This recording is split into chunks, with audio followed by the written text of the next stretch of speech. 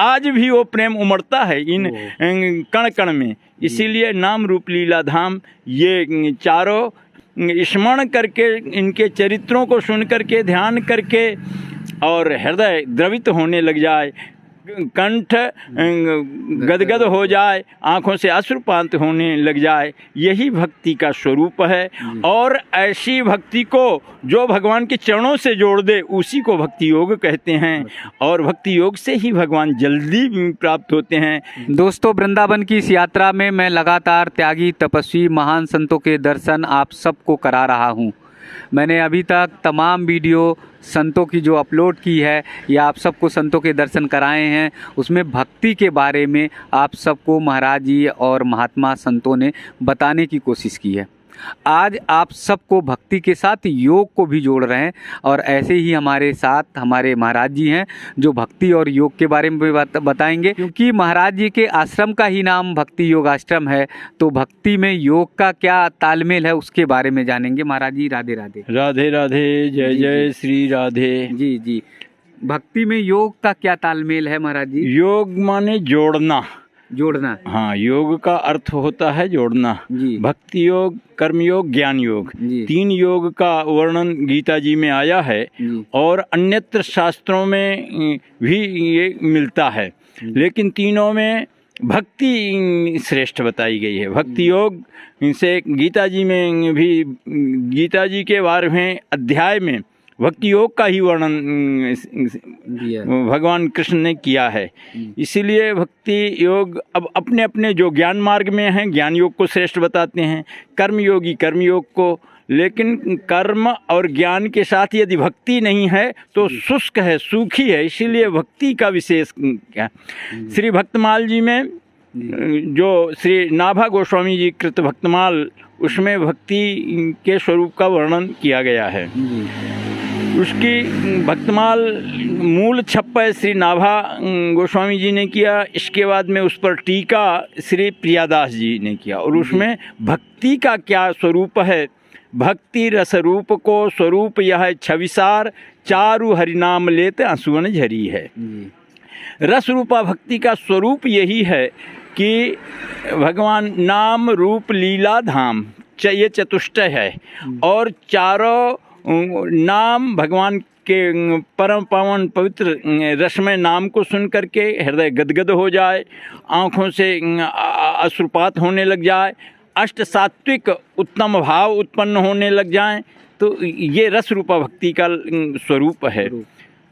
नाम रूप भगवान की सुंदर रूप माधुरी का ध्यान में छवि दर्शन करके उनके हृदय गदगद हो जाए, रोमांचित हो जाए, और भगवान के दिव्य उस स्वरूप के ध्यान में मग्न होकर के हृदय कंठ गदगद हो जाए, अश्रुपात होने लग जाए, ये भक्ति रस रूपा भक्ति का लक्षण है। नाम रूप लीला भगवान की परम दिव्य बाल लीलाएं और अन्य लीलाएं सुन करके और हृदय गदगद होने लग जाए, अश्रुपात जो द्रवित हृदय, भक्ति से द्रवित हृदय वही रस रूपा है, आँखों से अश्रुपात होने लग जाता है, ये रस रूपा भक्ति का स्वरूप है। वृंदावन तो रस का धाम है, यहाँ तो रसिक संत एक से एक, जैसे हमारे पूर्वाचार्य श्री हरिदास जी श्री बांके बिहारी जी को प्रकट करने वाले,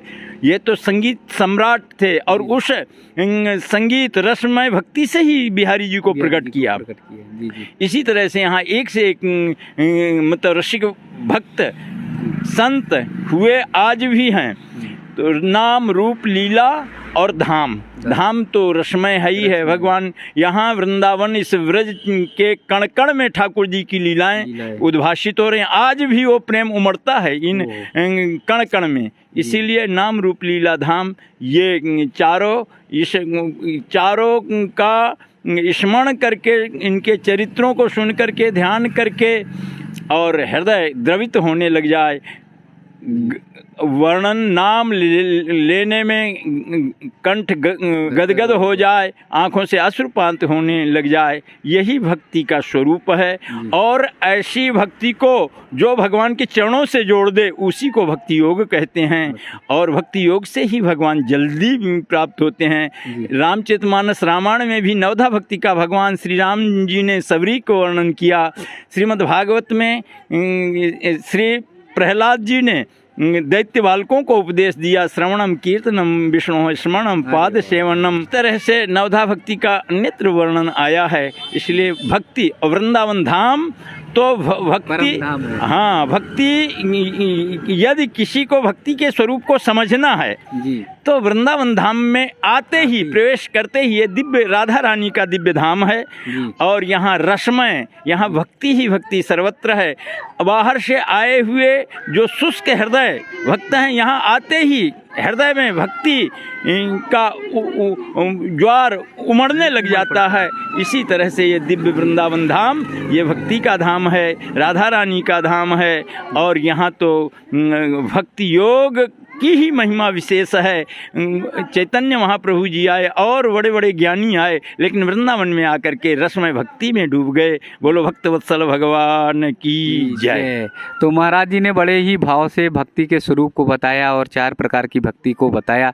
और कैसे बताया कि जब एकदम कंठ रुंध जाए और कंठ रुंधने के बाद आंखों से अश्रुपात हो जाए तो आपकी सच्ची भक्ति है, सच्चा भाव है। और फिर धाम की महिमा के बारे में बताया कि धाम में अगर आ गए तो धाम में फिर तो आप धन्य ही हो जाएंगे। तो वृंदावन जब भी आपको मौका लगे, जहाँ पर भी लगे, आप विदेश में भी रह रहे हैं, भारत की धरती से जुड़े हैं, सनातन संस्कृति से जुड़े हैं, सनातन धर्म से जुड़े हैं, तो ज़रूर आइए, वृंदावन में दर्शन करिए और वृंदावन का आशीर्वाद लीजिए। महाराज जी का भाव और स्वरूप देखिए। जैसे हमारे संत महात्मा हुआ करते थे, विश्वामित्र, गुरु वशिष्ठ, उसी तरह का स्वरूप, उसी तरह का भाव और उसी तरह का स्नेह पूरा झलक रहा है। पूरे भाव से लग रहा है कि जैसे लग रहा है कि महाराज जी साक्षात जो है द्वापर, सतयुग और त्रेता युग के उतर के आ गए। तो कितना आनंद आता है आज जहाँ पर हमारे ऐसे संत, ऐसे महात्मा दिखते हैं।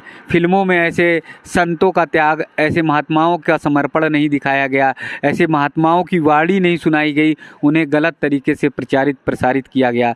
तो मेरा सनातन धर्म के लोगों से, सनातन संस्कृति के मानने वालों से निवेदन है, आग्रह है कि ऐसे महाराज जी लोगों के को ज़रूर देखिए, ज़रूर उनका आशीर्वाद लीजिए, ज़रूर उनकी वीडियो को ज़्यादा से ज़्यादा शेयर भी करिए, क्योंकि लोगों तक पहुँचे, सनातन धर्म के लोगों तक पहुँचे और जो फिल्मों में गलत तरह से चरित्र किया गया था उसका भ्रम टूटे और लोग जाने कि हमारा सनातन धर्म धन्य है और हमारे संत महात्मा अभी भी त्यागमय पूर्ण जीवन, बहुत कठोरमय जीवन व्यतीत कर रहे हैं। वृंदावन की इस यात्रा में लगातार ऐसे ही त्यागी, तपस्वी, महान संतों के दर्शन आप सबको कराते रहेंगे।